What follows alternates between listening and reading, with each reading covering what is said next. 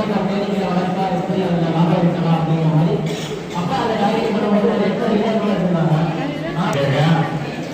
அதே சட்டம் பெற்று அந்த ஏதோ கீழே நிறைய பேர் நீங்களாம் கீழே போனால் கீழே வாங்கி போயிருங்க. அதுதான் ஒரு வேலை.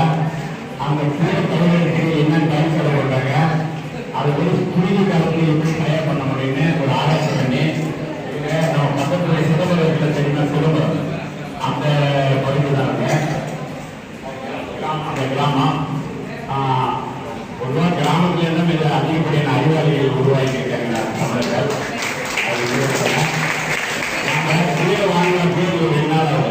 காலையில் போனால் ரசில் வந்து அந்த மூணு மார்க்கிட்டு மாவுக்கெல்லாம் போய் வாங்கினா அதுவே கிட்டத்தட்ட 1 நாள் 2 நாள். இவங்க 7 நாள் 10 நாள் கீழே கொடுத்துறாங்க வெளியே வச்சு. அப்போ ஒரு டெக்னாலஜியை பென்ஷன் பண்ணிட்டு இருக்காங்க. இவங்க தயார் பண்ணி அந்த கீழே பேக் பண்ணி பக்கத்தில் இருக்கிற சமூகத்துக்கு கொடுக்குறாங்க, வெளியூருக்கு கொடுக்குறாங்க, போஸ்டல் அனுப்புறாங்க, இதெல்லாம் பண்ணுறாங்க. அதை நான் வந்து கிட்டத்தட்ட 2 நாள் இதில் ஒரு பெருசுனா ஹிந்துனுடைய தமிழ் பத்திரிக்காங்க. அதில் இலக்கணத்திலே போடுறாங்க. அதெல்லாம் நீங்கள் படிங்க, இவங்களாம் ஊக்குவிங்க.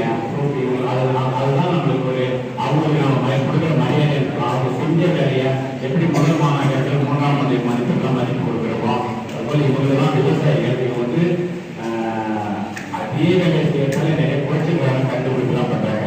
இவங்க ஒரு 2 நிமிடம் தான் அவங்களுக்கு தொழில் கற்று வச்சாங்க. நினைக்கலாம்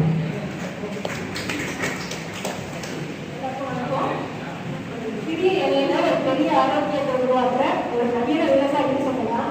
ஒரு லட்சம் நிலங்களும் பரவாயில்ல, ஒரு கட்டியாக ஒரு ஆரோக்கியத்தை கொண்டு வரணும்னு சொல்லிட்டு 7 நாள்ல முளைக்கட்டணம் பண்ணியிருந்து நம்ம மைக்ரோ கிரீன்ஸ்ல ஒரு 100 கீரைகளை நம்ம எல்லாருக்கும் கொடுத்துட்டு இருக்கோம். எந்த ரசாயனமும் இல்லாம